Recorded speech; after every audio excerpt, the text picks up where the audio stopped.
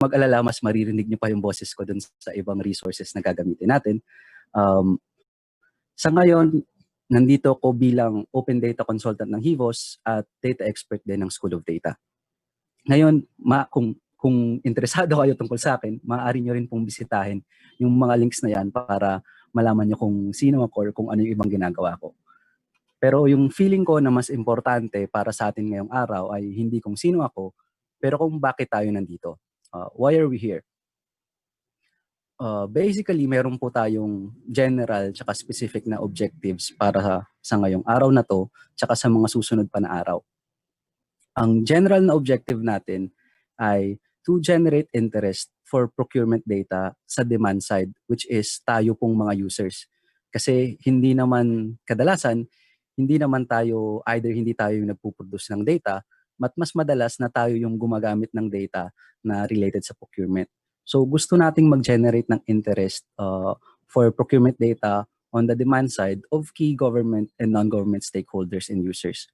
So at the end of this training, sana mas maintindihan natin or mas magkaroon tayo ng feelings na, uy, kailangan ko ng procurement data. Uy, gusto kong magkaroon ng mas maraming procurement data.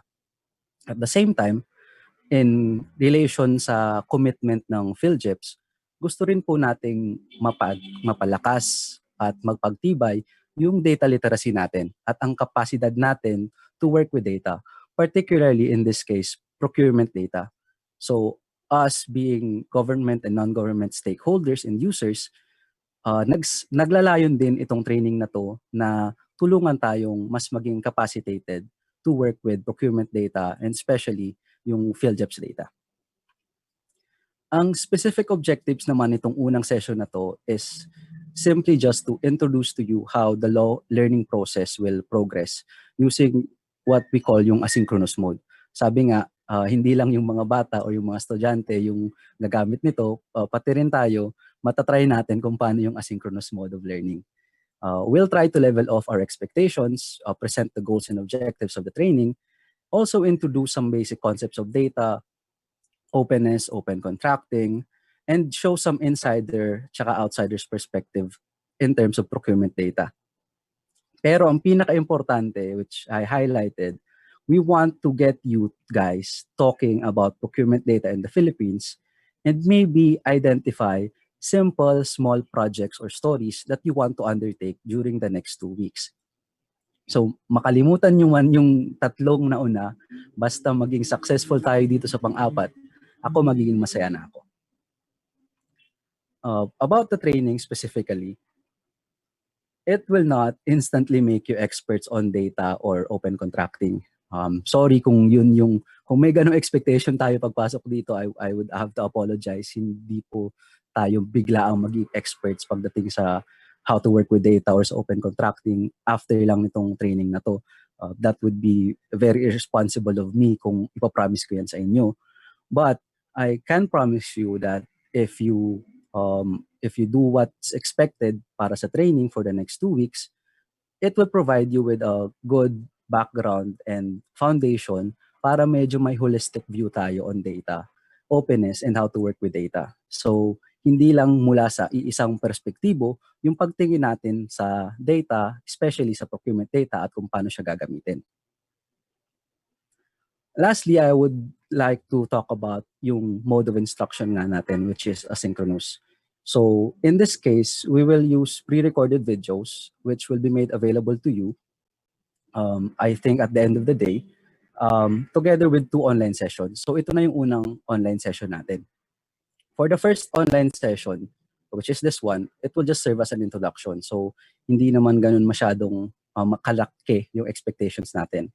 But between the first and second online sessions, dito talaga yung meat ng training. This is where most of the learning should and will actually happen. So at this time, our expectations would be you will watch the videos, you will complete exercises. We want you to ask questions and also work on your simple data project.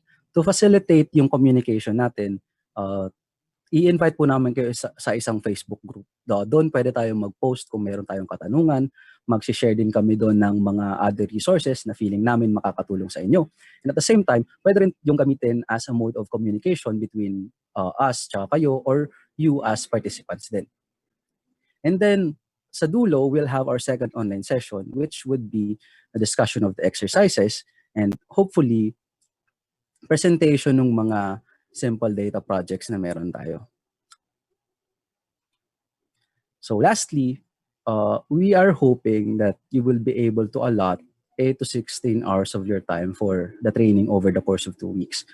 In reality, if we were doing this in a face-to-face setting, madalas 2, 3, 4 days yung buong kabuuan ng training na to, na makaupo tayo, magle-lecture tayo, mag-activities. Pero yun nga, dahil sa new and better normal, try natin yung asynchronous mode na to, and hopefully, sana po mabigyan nyo kami ng 8 to 16 hours, 4 hours for those online sessions, around 2 to 4 hours for watching the videos, and then some, siguro 4 to 8 hours for doing the exercises tsaka yung data project. So, yun lang po. Hopefully, medyo mas klarado ngayon kung ano yung gagawin natin sa training, ano yung expectations natin. Hopefully, mas na-level off siya. Yung mga gustong maging experts, pasensya na, hindi po kaya sa given the time that we have. Pero if you're interested, baka in the future, magkaroon pa ng mas iba pang training para dito. So, yun lang po on my end. Maraming salamat. Balik sa'yo, Maf. Thank you, Ben. Thank you for sharing the introduction. It's also what will be to